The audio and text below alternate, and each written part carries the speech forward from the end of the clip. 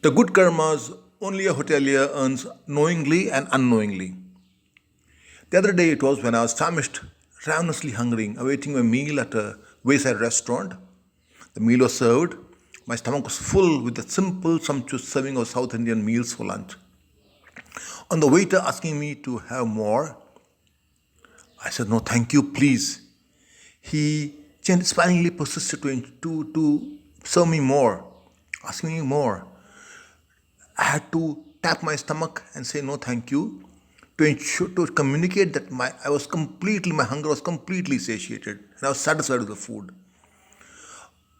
On my doing this communicating this with a action and a non-verbal and a verbal communication, he was pleased, he was satisfied. That smile of his showed on his face that I did not have space for even a single more morsel.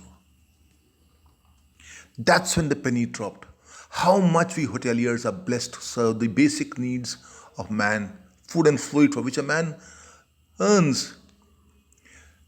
The scriptures of every faith place so much of importance on feeding the hungry, be it for any occasion, because that's probably the only thing when a man is satisfied and satiated when he says no more, corresponding with the law of diminishing marginal utility in microeconomics, which uses the example of food and fluid only. It stresses that no matter how much money or wine a man is gifted, he or she is never thoroughly satisfied. It's only with food and fluid the man is satisfied, unable to eat more, unable to eat only to a point. The DMU law further explains that if the person consumes more of an item or product, the satisfaction, the utility they derive from the product wanes. Demand curves are downward sloping, applicable only for food and fluid, not for money.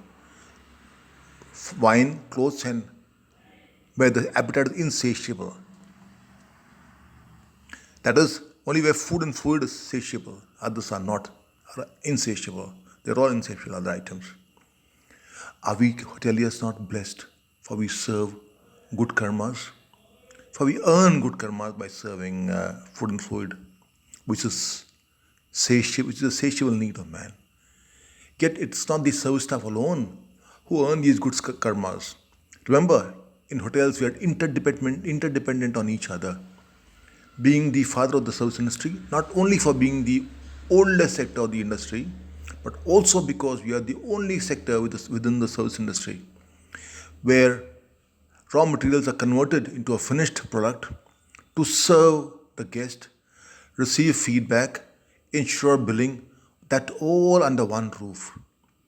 And since we have the highest number of internal customers to serve, each external customer, the guest, almost 8 to 9, from the security guard at the time gate with staff enter, the time office clerk, the personnel of the back office, each one of them, the good karmas of the satisfied guest gets credited to each one of them, percolates to each one of them. Never fail to forget, if you're a hospitality student professional or a student, you're reaping the benefits of the good karma unknowingly or knowingly. Don't we learn from our elders at home and from our seniors in the industry to never ask, is that enough? No. We learn to ask, sir, may I serve some more, please? To wait for the other person to say no more, thank you. Till he or she says no more, we are very happy to serve. Next time you're waiting on a guest, do that with your heart. For when the guest expresses thanks, it benefits the soul. Embrace the twist to enjoy the turn.